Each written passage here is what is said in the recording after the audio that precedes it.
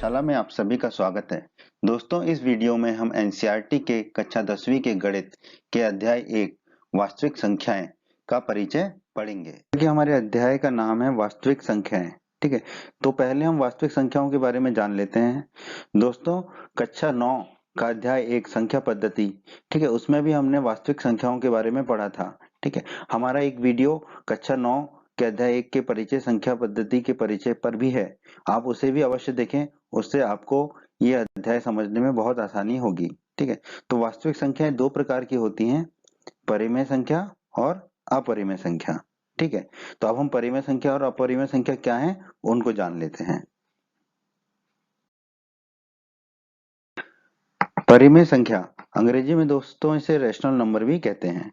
ठीक है, तो संख्या r को परिमेय संख्या कहा जाता है यदि इसे p बटे q के रूप में लिखा जा सकता हो, जहां पर p और q पूर्णांक हैं और q का मान शून्य नहीं है। ठीक है, तो एक ऐसी संख्या जिसे p बटे q के रूप में लिख सकते हैं। ठीक है, और p और q क्या है, पूर्णांक है। पूर्णांक जैसे कि 5, 7, 8 इत्यादि पूर्णांक के बारे में भी अभी हम आगे इसी वीडियो में पढ़ेंगे। ठीक है, तो पी और क्यू पूर्णांक है। पूर्णांक क्या होता है वो अभी दोबारा से हम देखेंगे इस वीडियो में। ठीक है, पर अगर किसी संख्या को p बटा q के रूप में लिखा जा सकता हो तो ऐसी संख्या कहलाती है हमारी परिमेय संख्या। ठीक है, अब परिमेय संख्या का एक गुण देख लेते हैं कि एक परिमेय संख्या का दशमलव प्रसार या तो शांत होता है या अशांत होता है, तो अशांत आवर्ती होता है। ठीक है, तो अगर हम p बटा q से भाग देते हैं p को, ठीक है, तो वो परिमेय संख्या का दशमलव प्रसार होगा, या तो वो शांत होगा, खत्म हो जाएगा कहीं पर, और अगर अशांत होगा तो आवर्ती होगा। ठीक है, आवर्ती मतलब कि एक बार बार अपने आप को वो है रिपीट करेगा। ठीक है, बार बार अपने आप को दोहराएगा वो। ठीक है, तो इसको भी हम आगे देखेंगे कि शांत और आवर्ती क्या होता है, अशांत आवर्ती क्या होता है। ठीक है, तो कुछ उदाहरण देख लेते हैं हम परिमेय संख्या के, जैसे कि 2/7, -7/9, 1/3। ठीक है, -25/1। ठीक है, आप कहेंगे इसको तो -25 भी लिख सकते हैं। ठीक है, लेकिन परिमेय संख्या की परिभाषा के हिसाब से p बटा q के रूप में लिख सकते हो, तो बटे में हमने 1 कर दिया। 8/4 इसको भी आप बोल सकते हैं कि 2 है। ठीक है, बिल्कुल सही बात है, लेकिन परिमेय संख्या के लिए इसे हमने p बटे q के रूप में लिख दिया। ठीक है, इत्यादि इत्यादि, ये सब उदाहरण है हमारे परिमेय संख्या के, क्योंकि इन सब संख्याओं को हमने p बटे q के रूप में लिखा है, जहां पर p और q पूर्णांक हैं और q का मान शून्य नहीं है। जो संख्या परिमेय नहीं होंगी वो संख्या क्या होंगी, अपरिमेय संख्याएं। ठीक है, अंग्रेजी में कहेंगे इरेशनल नंबर्स। ठीक है, तो जो भी संख्या परिमेय संख्या नहीं है वो होती है अपरिमेय संख्या। अब इसकी परिभाषा देख लेते हैं। संख्या s को अपरिमेय संख्या कहा जाता है यदि इसे p बटा q के रूप में ना लिख सकें। ठीक है, जहां पर p और q पूर्णांक है और q का मान शून्य नहीं है। ठीक है, तो कोई भी संख्या है जिसे हम p बटे q के रूप में नहीं लिख सकते, तो वो संख्या क्या कहलाती है, हमारी अपरिमेय संख्या। ठीक है, कुछ उदाहरण देख लेते हैं, जैसे कि √2, √3, √5। ठीक है, इत्यादि, पाई। ठीक है, तो इन सबको हम p बटा q के रूप में नहीं लिख सकते। ठीक है, √2, √3, √5 का तो आपको पता है, पर पाई के लिए आप कहेंगे कि इसको तो हम 22/7 लिख सकते हैं। पर दोस्तों हमेशा के लिए याद रख लो, पाई का जो शुद्ध मान है वो 22/7 भी नहीं है। ठीक है, हम बस अपनी सुविधा के लिए प्रश्नों को हल करने के लिए 22/7 ले लेते हैं, इसलिए पाई हमारी अपरिमेय संख्या है।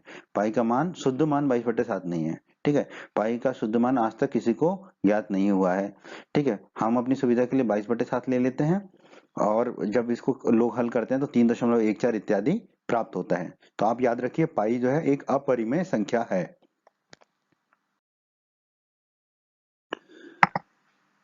दोस्तों, अपरिमेय संख्या का जो दशमलव प्रसार होता है वो अशांत होता है और अनावर्ती होता है।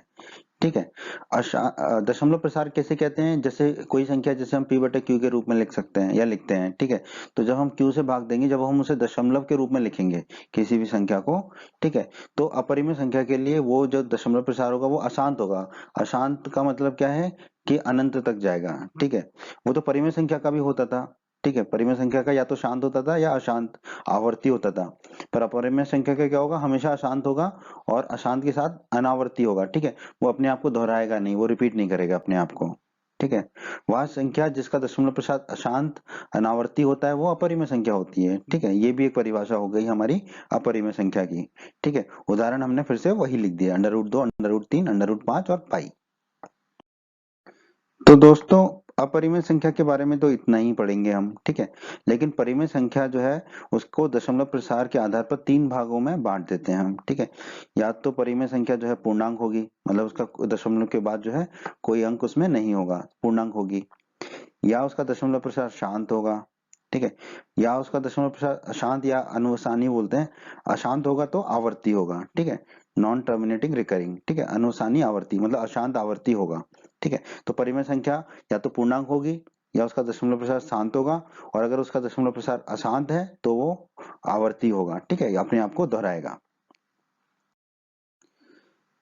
तो दोस्तों परिमेय संख्या का पहला प्रकार था पूर्णांक, ठीक है। तो दोस्तों जैसे कि इसके नाम में ही निहित है, पूर्णांक का संधि विच्छेद क्या होगा? पूर्ण प्लस अंक, पूर्ण धन अंक, ठीक है। पूर्ण का मतलब होता है पूरा, यानी कि पूरा अंक, जो पूरा अंक होगा वो कहलाएगा पूर्णांक। पूरा अंक मतलब जिसमें कोई दशमलव के बाद कुछ नहीं होगा, ठीक है। उदाहरण देख लेते हैं हम, जैसे कि -5, -4, -3, -2, -1, 0, 1, 2, 3, 4, 5 इत्यादि इत्यादि। इनमें दशमलव के बाद कुछ भी नहीं है, ये सब क्या है? हमारे पूर्णांक हैं, पूरे अंक हैं, ठीक है। इनको ऐसे भी लिख सकते हैं हम, -5.0, -4.0, 0.0, 1.0, ये सब क्या हमारे पूर्णांक हैं, क्योंकि इसमें दशमलव के बाद सिर्फ शून्य आता है, ठीक है, और कुछ नहीं आता है, ठीक है। तो इस तरह के अंक जो पूरे अंक हैं जिसमें दशमलव के बाद कुछ नहीं आता, सिर्फ शून्य आता है, ऐसे अंकों को हम कहते हैं पूर्णांक। ऐसी परिमेय संख्या को हम कहते हैं पूर्णांक। तो दोस्तों परिमेय संख्या अगर हमारी पूर्णांक नहीं है तो उसका दशमलव प्रसार होगा। तो वो दशमलव प्रसार या तो शांत होगा या अशांत होगा। तो अगर दशमलव प्रसार शांत है, ठीक है, तो उसे कहते हैं हम शांत, ठीक है। तो संख्या p बटा q यानी कि परिमेय संख्या कुछ परिमित चरणों के बाद दशमलव प्रसार का अंत हो जाता है, ठीक है।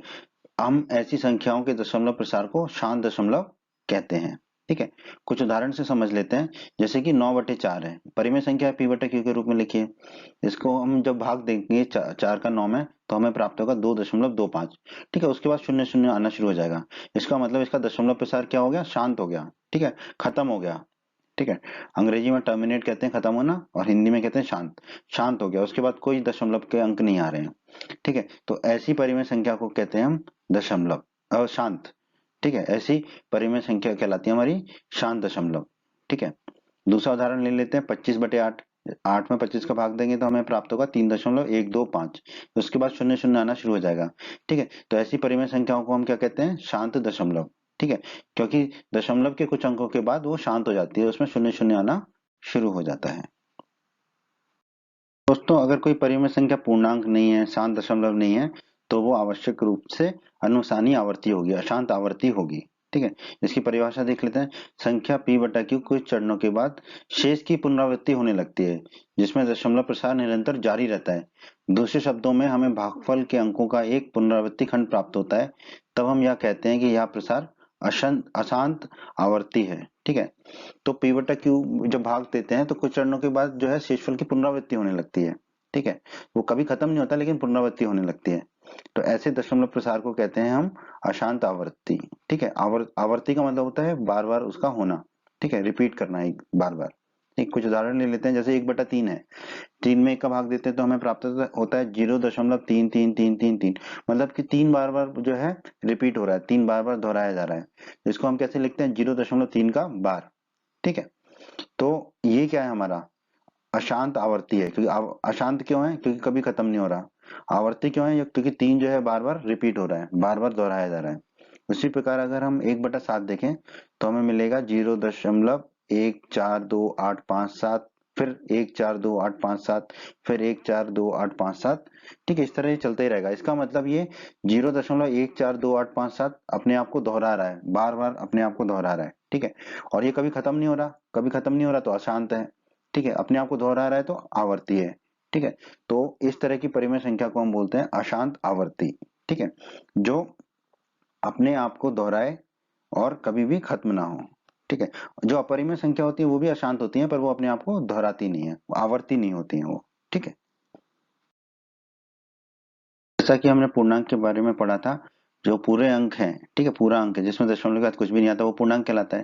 तो पूर्णांक भी जो है हमारे दो भागों में विभाजित होता है, दो प्रकार का होता है, या तो ऋणात्मक पूर्णांक होगा या पूर्ण संख्या होगी, ठीक है।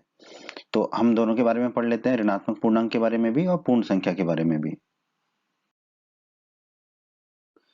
ऋणात्मक पूर्णांक, जैसे कि दोस्तों नाम में ही निहित है, ऐसा पूर्णांक जो ऋणात्मक हो, ठीक है, मतलब कि ऋणात्मक मतलब कि नेगेटिव हो, माइनस वाला हो, ठीक है, जिसमें ऋण का चिन्ह हो, ठीक है, तो ऐसे पूर्णांक जिनमें ऋण का चिन्ह है, मतलब जो जीरो से छोटे हैं, वो सारे पूर्णांक क्या कहलाते हैं? ऋणात्मक पूर्णांक। ऐसे पूर्णांक जो शून्य से छोटे हैं, ऋणात्मक पूर्णांक कहलाते हैं। उदाहरण -8, -7, -6, -5, -4, -3, -2 और -1, ये सभी पूर्णांक क्या है? हमारे ऋणात्मक पूर्णांक है। तो जैसा कि हमने देखा था, पूर्णांक जो है या तो ऋणात्मक पूर्णांक होगा या पूर्ण संख्या होगी, ठीक है। अब पूर्ण संख्या क्या होती है वो हम देख लेते हैं। पूर्ण संख्या होती है हमारी या तो धनात्मक पूर्णांक या फिर शून्य, ठीक है। शून्य होगा या धनात्मक पूर्णांक। धनात्मक पूर्णांक के बारे में भी अभी हम देखेंगे, पर जैसा कि नाम में ही निहित है, ऐसा पूर्णांक जो कि धनात्मक है, ठीक है। धनात्मक मतलब पॉजिटिव, मतलब कि धन के चिन्ह वाला, ठीक है। जो जो पूर्णांक धनात्मक है, ठीक है, वो पूर्णांक कहलाता है हमारा धनात्मक पूर्णांक, ठीक है। ऐसे पूर्णांक जो शून्य से बड़े हैं, ठीक है। तो सारे पूर्णांक जो शून्य से बड़े हैं और शून्य, ये सब मिलके बनाते हैं हमारी पूर्ण संख्या, ठीक है। तो ये परिभाषा याद रखिएगा, आपको भविष्य में काम आएगी। तो दोस्तों जैसा कि अभी हमने जाना, ये जो पूर्ण संख्या है हमारी, पूर्ण संख्या, ये किस किस से मिलके बनी होती है? दो चीजों से, या तो शून्य होता है इसमें या धनात्मक पूर्णांक होता है, ठीक है। अब दोस्तों धनात्मक पूर्णांक को ही हम प्राकृत संख्या भी कहते हैं। तो ये हमेशा के लिए याद कर लो अपने जिंदगी भर के लिए कि प्राकृत संख्या क्या होती है? धनात्मक पूर्णांक। अंग्रेजी में नेचुरल नंबर्स कहते हैं। तो अगर कोई नेचुरल, नेचुरल मतलब प्राकृत, ठीक है, नेचर मतलब होता है प्रकृति, नेचुरल मतलब प्राकृत, ठीक है। तो नेचुरल नंबर्स कौन से होते हैं? हमारे धनात्मक पूर्णांक। प्राकृत संख्या क्या होती है? हमारी धनात्मक पूर्णांक, ठीक है। तो ये हमेशा के लिए याद कर लीजिए। तो दोस्तों शून्य तो शून्य ही होगा, ठीक है। शून्य मतलब कि शून्य, जीरो, जिसे अंग्रेजी में जीरो कहते हैं, ठीक है। एक अंक है, ठीक है, जिसकी बाईं तरफ जो है ऋणात्मक संख्याएं होती हैं और दाईं तरफ धनात्मक संख्याएं होती हैं, ठीक है। तो शून्य होता है हमारा, जिसे अंग्रेजी में जीरो कहते हैं। संख्याएं या धनात्मक पूर्णांक, तो दोस्तों जैसे हमने ऋणात्मक पूर्णांक के बारे में पढ़ा था, ऐसे पूर्णांक जिनके आगे ऋण का चिन्ह लगा होगा, ठीक है, या जो शून्य से छोटे होंगे, ऋणात्मक पूर्णांक कहलाते हैं। तो उसी प्रकार धनात्मक पूर्णांक क्या होंगे? ऐसे पूर्णांक जिनके आगे धन का चिन्ह लगा होगा, पर धन का चिन्ह हम लगाते नहीं है, ठीक है। तो ऐसे पूर्णांक जो शून्य से बड़े होंगे और वो जो पूर्णांक होंगे वो कहलाएंगे हमारे धनात्मक पूर्णांक, ठीक है। और इनको हम दूसरे नाम से भी पुकारते हैं, जो उनका दूसरा नाम है प्राकृत संख्याएं, ठीक है। जैसे कि आप लोगों के भी दो नाम होते हैं, ठीक है, एक घर का नाम, ठीक है, और एक कक्षा का नाम, विद्यालय में नाम, ठीक है। जैसे घर का नाम आपका हो सकता है टिल्लू, ठीक है, बिल्लू, कुछ भी, ठीक है। और आपका आपके जो विद्यालय है उसमें आपका नाम कुछ और हो सकता है, जैसे कि पंकज, मनोज, आशीष इत्यादि, ठीक है। तो उसी प्रकार इनके भी नाम दो दो नाम है, जैसे प्राकृत संख्याएं और धनात्मक पूर्णांक, ठीक है। तो प्राकृत संख्याओं ही जो है वो धनात्मक पूर्णांक होती हैं। कुछ उदाहरण देख लेते हैं हम, जैसे कि 1, 2, 3, 4, 5, 6, 7, 8 इत्यादि इत्यादि। ये सब हमारे धनात्मक पूर्णांक या प्राकृत संख्याओं के उदाहरण है दोस्तों। दोस्तों अभी तक हमने ये देखा कि वास्तविक संख्याएं जो होती हैं वो या तो परिमेय होंगी या अपरिमेय होंगी, ठीक है। परिमेय संख्या वो होगी जिसे p बटा q के रूप में लिख सकते हैं, और अपरिमेय संख्या वो होगी जिसे p बटे q के रूप में नहीं लिख सकते, ठीक है। अपरिमेय संख्या तीन प्रकार की होंगी, या तो वो पूर्णांक होंगी, ठीक है, पूरे अंक होंगे, दशमलव के बाद कुछ भी नहीं होगा, और अगर दशमलव के बाद कुछ होगा तो या तो वो शांत होगा, मतलब कुछ अंकों के बाद जो है उसमें भी शून्य आना शुरू हो जाएगा, और अगर वो कुछ अंकों के बाद शून्य आना शुरू नहीं होता है तो वो अशांत या अनुसानी आवर्ती होगा, ठीक है। आवर्ती मतलब अपने आप को बार बार जो है वो दोहराएगा, ठीक है। और जो अपरिमेय संख्या होती है उसके बारे में हमने पढ़ा था, वो अशांत अनावर्ती होती है, ठीक है। अशांत भी होती है, मतलब कि दशमलव के बाद वो अंक रुकते नहीं है और अपने आप को दोहराते भी नहीं है, ठीक है। पूर्णांक भी दो तरह के होते हैं हमारे, ऋणात्मक पूर्णांक या पूर्ण संख्या, ठीक है। ऋणात्मक पूर्णांक हमने पढ़ा है, जो पूर्णांक ऋण के साथ हैं, ऋण के चिन्ह के साथ हैं, वो ऋणात्मक पूर्णांक। और पूर्ण संख्या होती है या तो वो शून्य होगा या धनात्मक पूर्णांक होगा, ठीक है। धनात्मक पूर्णांक को हम प्राकृत संख्या भी कहते हैं।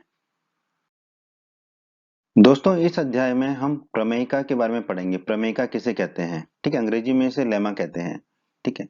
तो दोस्तों प्रमेयिका एक सिद्ध किया हुआ कथन होता है, ठीक है। इसे अन्य कथन को सिद्ध करने में प्रयोग करते हैं, ठीक है।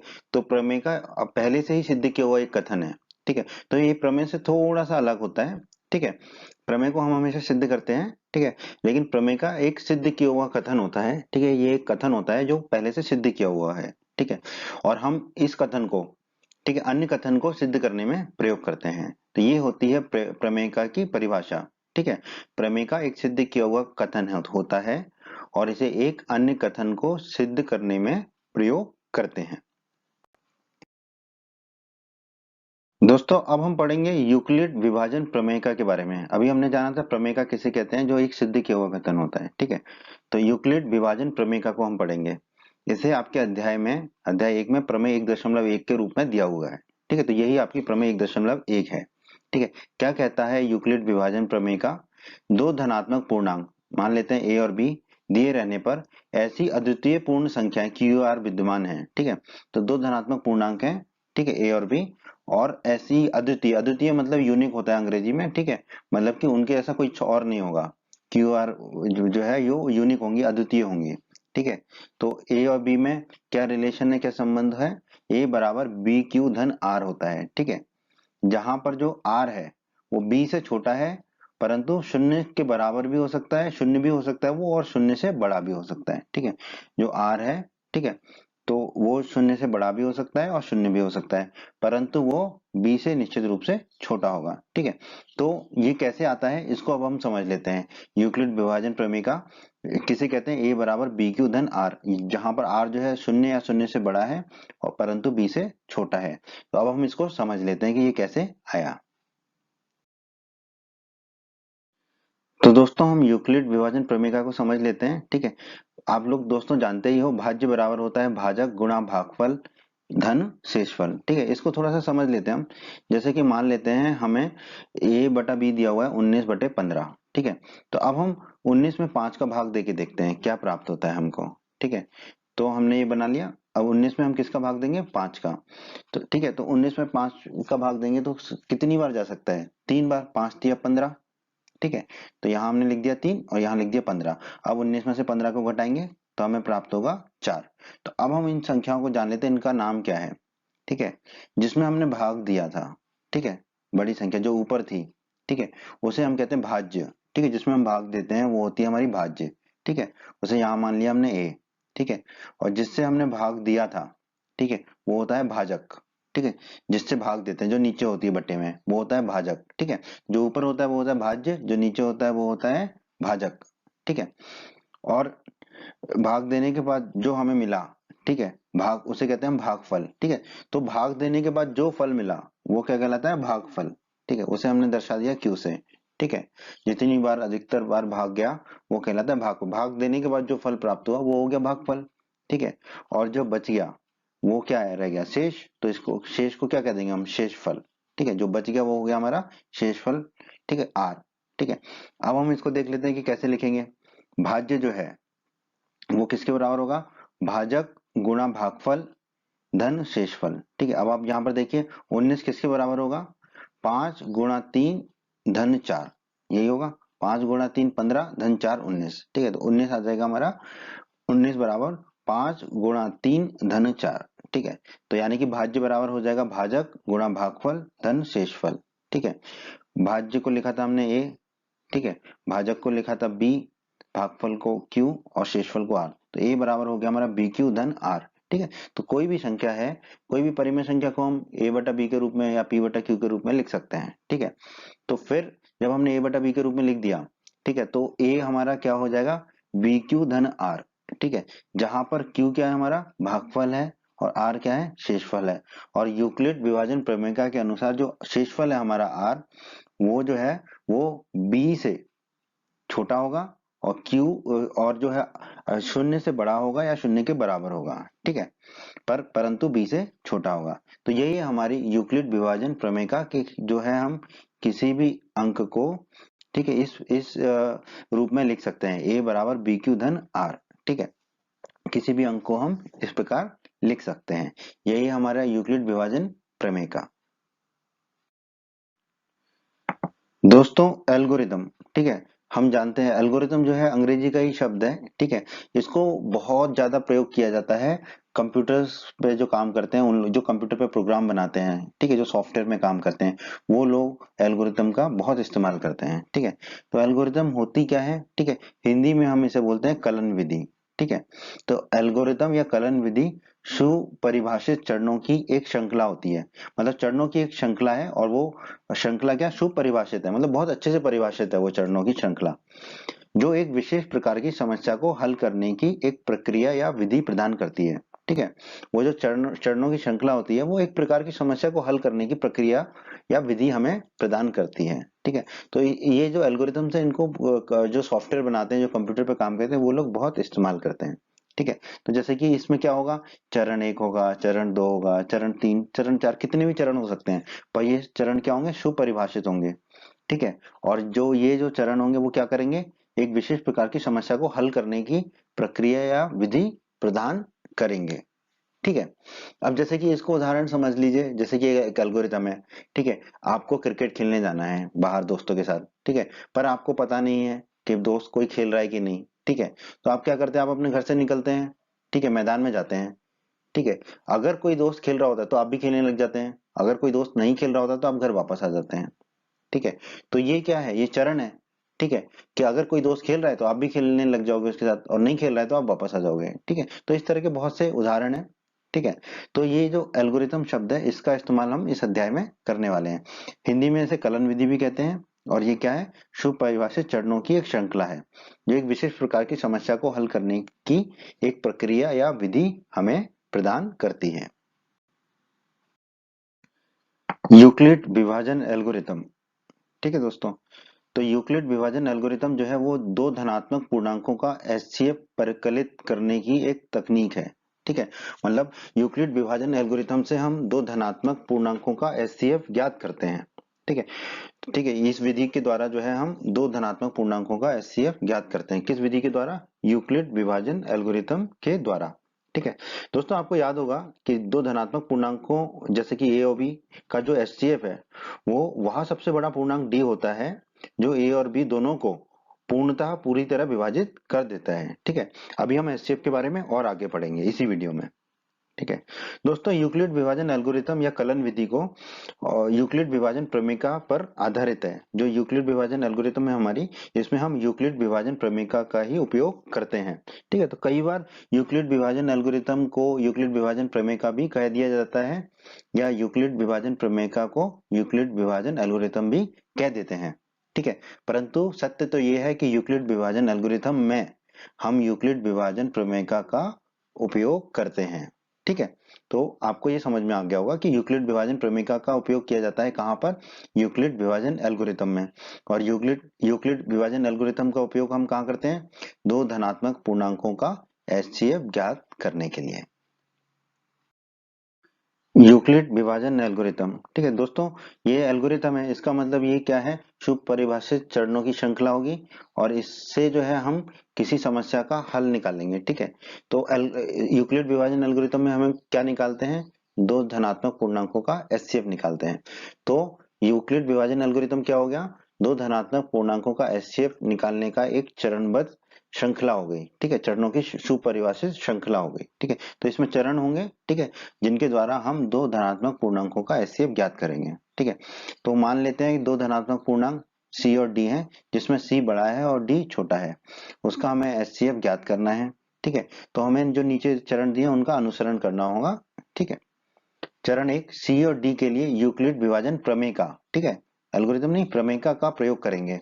ठीक है, और हम ऐसे क्यू और आर ज्ञात करेंगे कि जो सी बराबर डी क्यू धन आर आ जाए हमारा।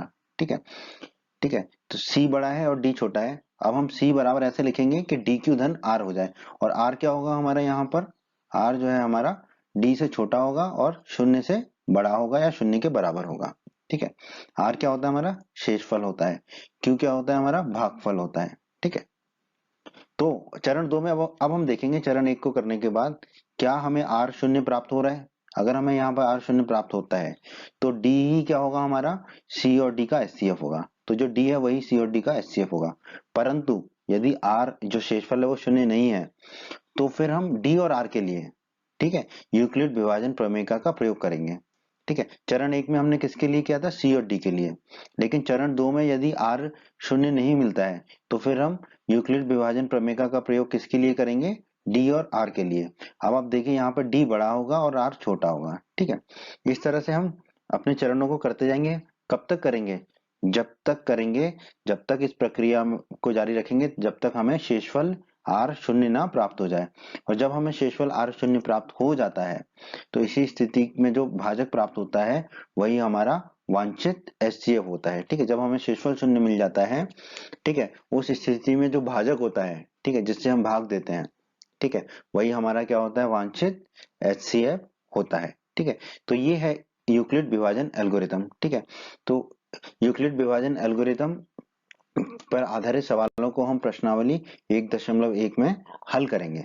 वहां से आपको यूक्लिड विभाजन एल्गोरिथम और अच्छे से समझ में आ जाएगी।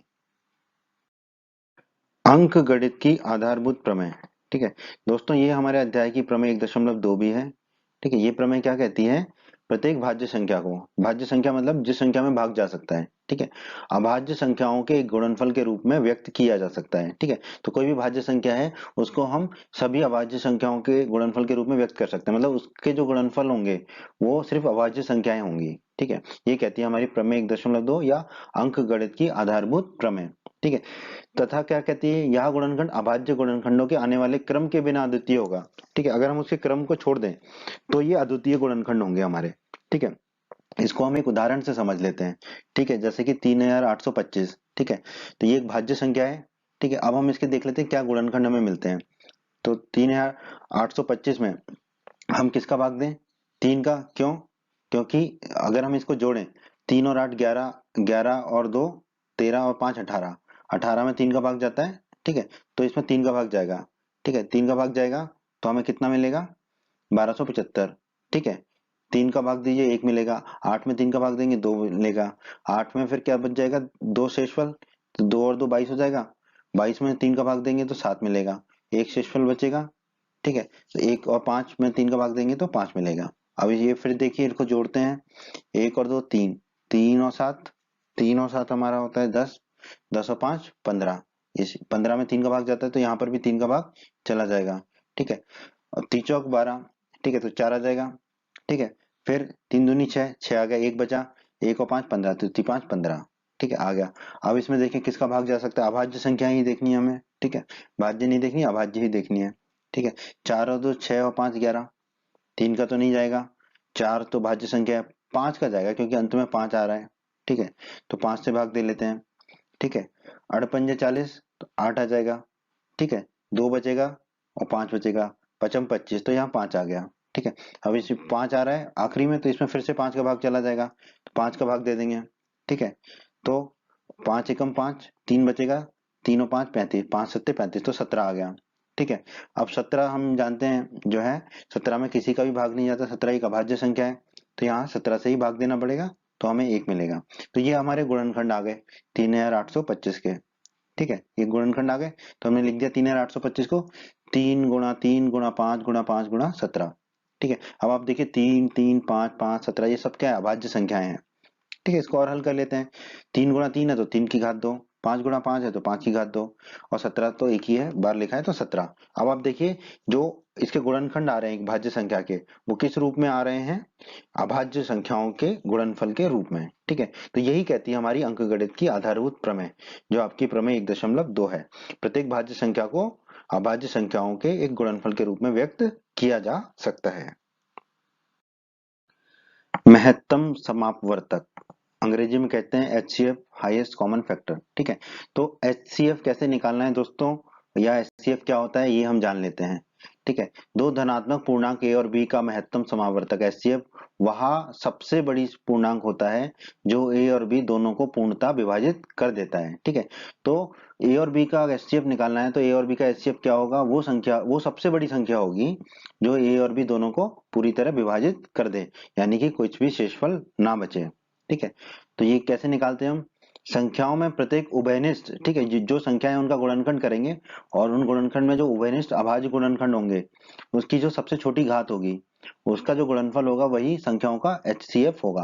उदाहरण से एक समझ लेते हैं इसको। जैसे कि अगर हमसे कहा जाए 510 और 92 का एचसीएफ निकालिए, तो हम पहले 510 के गुणनखंड कर लेंगे। ठीक है, 510 में 2 का भाग देंगे तो हमें मिलेगा 255। 255 में हम 3 का भाग देंगे तो हमें मिलेगा 85। 85 में हम 5 का भाग देंगे तो हमें मिलेगा 17। 17 में तो हमें 17 का ही भाग देना है तो हमें मिलेगा 1। तो हमें 510 के गुणनखंड मिल गए 2 3 5 17। तो हमने लिख दिया 510 बराबर 2 गुणा 3 गुणा 5 गुणा 17। अब हम 92 के गुणनखंड निकाल लेते हैं। ठीक है, दूसरी संख्या के 92 में 2 का भाग देंगे तो हमें मिलेगा 46। 46 में 2 का भाग देंगे तो हमें मिलेगा 23। 23 में 23 का ही भाग देना पड़ेगा तो हमें मिलेगा 1। ठीक है, तो 92 के गुणनखंड हो गए 2 गुणा 23। ठीक है, तो हम लिख देंगे 92 बराबर 2 गुणा 23। ठीक है, अब 2 गुणा 2 को क्या लिख देंगे, 2 की घात 2। तो 92 हो जाएगा 2 की घात 2 गुणा 23। ठीक है, अब देखिए एचसीएफ क्या होता है, संख्याओं में प्रत्येक उभयनिष्ठ अभाज्य गुणनखंड की सबसे छोटी घात। अब इनमें देखते हैं कि उभयनिष्ठ, उभयनिष्ठ मतलब कॉमन, कॉमन कौन कौन से अभाज्य गुणनखंड है। ठीक है, तो इसमें 2 है, 92 में, 510 में भी 2 है। ठीक है, अब इसकी सबसे छोटी घात क्या है, 510 में 2 की घात 1 है और 92 में 2 की घात 2 है। तो हमें लेना उभयनिष्ठ अभाज्य गुणनखंड की छोटी घात, यानी कि 2 ले लेंगे। ठीक है, फिर देखिए फिर कुछ कॉमन आ रहा है, उभयनिष्ठ आ रहा है। 3 510 में है पर 92 में नहीं है। 5 510 में है पर 92 में नहीं है। 17 510 में है पर 92 में नहीं है। और जो 23 है जो 92 में है वो 510 में नहीं है। तो और भी और कुछ उभयनिष्ठ या कॉमन नहीं आ रहा है। तो हमारा एचसीएफ क्या होगा, उभयनिष्ठ अभाज्य गुणनखंड की सबसे छोटी घात, यानी कि यहाँ पर 2 जो है वो उभयनिष्ठ है। ठीक है, दोनों में, और उसकी छोटी घात क्या है, 1, यानी कि 2। तो हमारा एचसीएफ आ गया 2। एचसीएफ के बाद दोस्तों हम पढ़ लेते हैं एलसीएम के बारे में। एलसीएम मतलब लघुत्तम समापवर्त। ठीक है, तो दो धनात्मक पूर्णांक ए और बी का एलसीएम उस सबसे छोटी धनात्मक पूर्णांक संख्या को कहते हैं जो ए और बी दोनों से पूर्णतः विभाजित हो जाए। ठीक है, एचसीएफ में सबसे बड़ी वो संख्या हम ढूंढ रहे थे जो ए और बी दोनों को विभाजित कर दे, और एलसीएम में हम सबसे छोटी संख्या को ढूंढ रहे हैं जिससे जो ए और बी दोनों से पूर्णतः विभाजित हो जाए। ठीक है, ए से भी विभाजित हो जाए और बी से भी विभाजित हो जाए, ऐसी सबसे छोटी संख्या। ठीक है, तो इसको कैसे निकालते हैं, संख्याओं में संबंध प्रत्येक अभाज्य गुणनखंड की सबसे बड़ी घात का गुणनफल। ठीक है, अब यहाँ पे देखिए उभयनिष्ठ शब्द नहीं है। ठीक है, सभी अभाज्य गुणनखंड की जो सबसे बड़ी घात का गुणनफल होगा वही उन संख्याओं का एलसीएम होगा। इसको एक उदाहरण से समझ लेते हैं। जैसे कि 510 और 92 का अगर हमें एलसीएम निकालना है तो 510 के गुणनखंड कर लेंगे जैसे पहले किए थे हमने। ठीक है, तो 510 के गुणनखंड हमारे आ जाएंगे 2 गुणा 3 गुणा 5 गुणा 17। अब हम 92 के गुणनखंड कर लेंगे जैसे एचसीएफ के लिए किए थे हमने। ठीक है, तो ये आ जाएंगे हमारे 2 गुणा 23। ठीक है, अब 2 गुणा 23 को हम क्या लिख सकते हैं, 2 की घात 2 गुणा 23। ठीक है, अब देखिए एलसीएम क्या होगा, प्रत्येक अभाज्य गुणनखंड, उभयनिष्ठ की बात नहीं हो रही है, प्रत्येक अभाज्य गुणनखंड की सबसे बड़ी घात का गुणनफल। ठीक है, तो कौन कौन से अभाज्य गुणनखंड है, दोनों में 2 है, 3 है, 5 है, 17 है और 23 है। 2 की सबसे बड़ी घात क्या है, 2, तो हम लिख देंगे 2 की घात 2। 3 की सबसे बड़ी घात क्या है दोनों में, 1, तो 3 हो गया। 5 की सबसे बड़ी घात क्या है, 1, तो 5 हो गया। 17 की सबसे बड़ी घात क्या है, 1, तो 17 हो गया।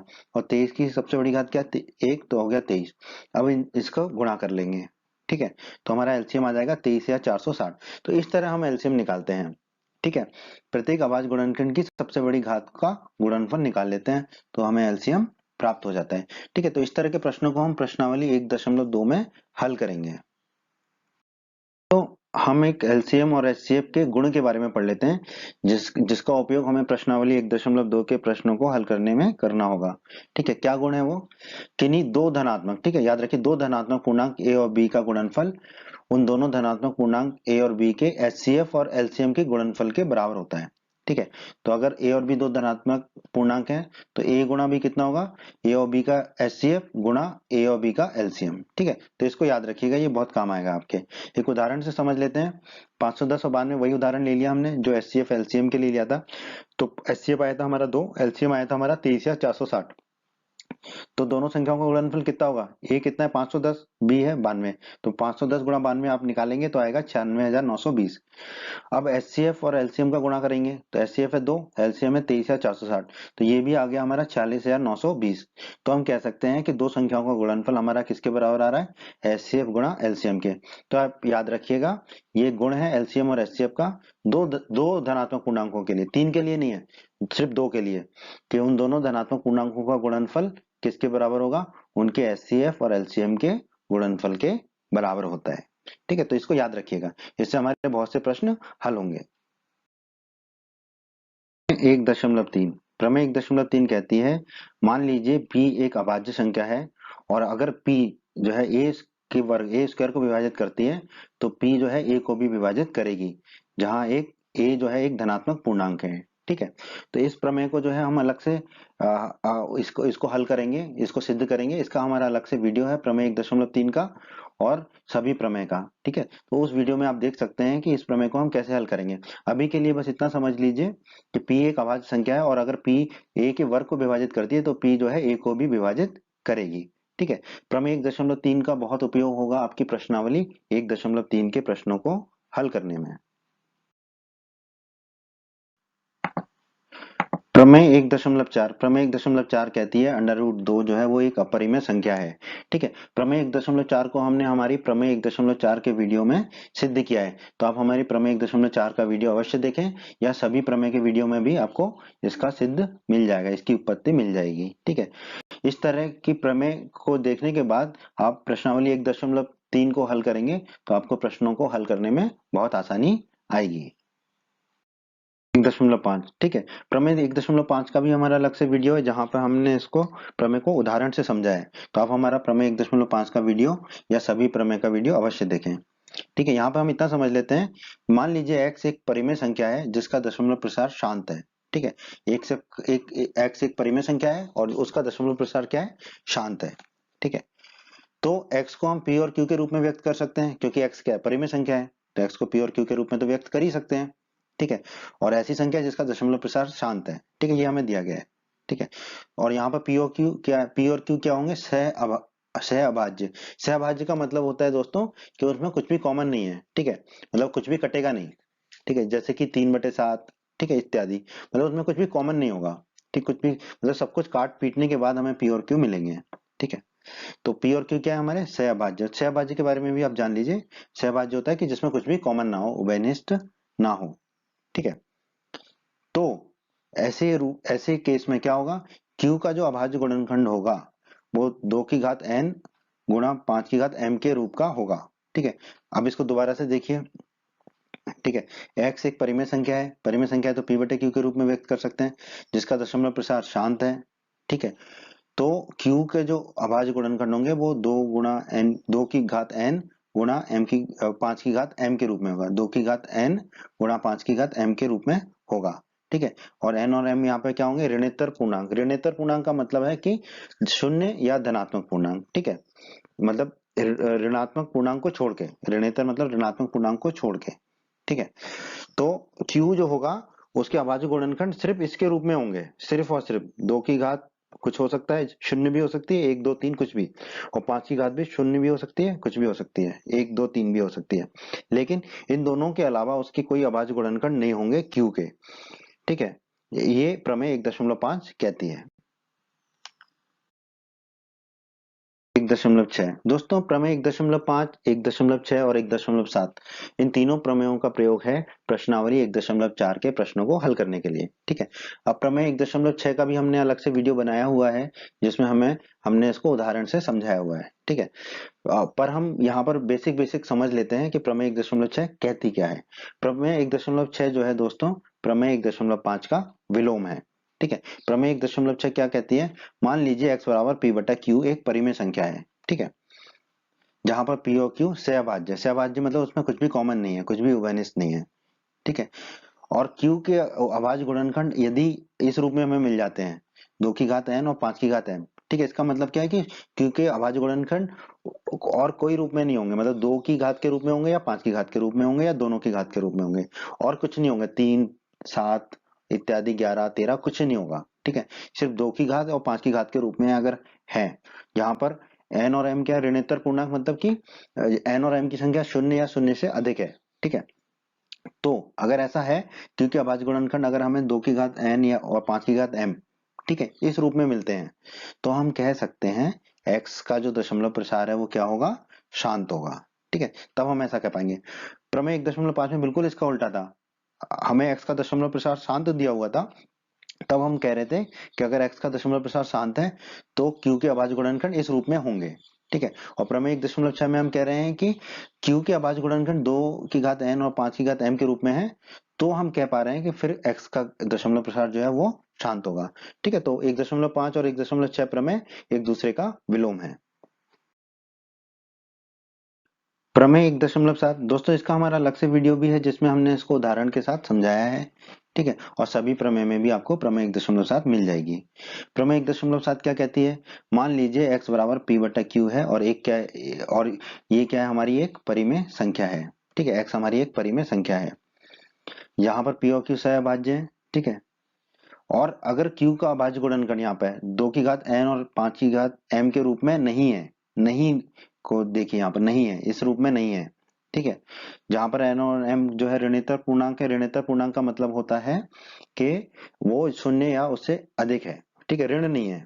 ठीक है, n का जो मान, n और m का मान है शून्य या उससे अधिक होगा। ठीक है, तो ऐसे केस में क्या होगा, x का जो दशमलव प्रसार आएगा वो क्या होगा, अशांत आवर्ती होगा। ठीक है, अगर q के अभाज्य गुणनखंड 2 की घात n और 5 की घात m के रूप में नहीं है, मतलब उनमें कोई और भी गुणनखंड है, जैसे कि 3, 7, 11, 13 इत्यादि इत्यादि, मतलब 2 और 5 के अलावा भी गुणनखंड है q के।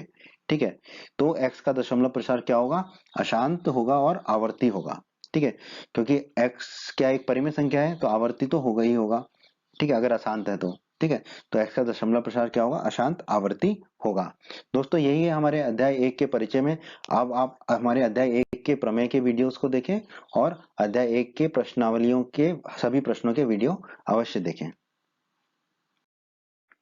उम्मीद करता हूं दोस्तों आपको हमारा ये वीडियो पसंद आया होगा।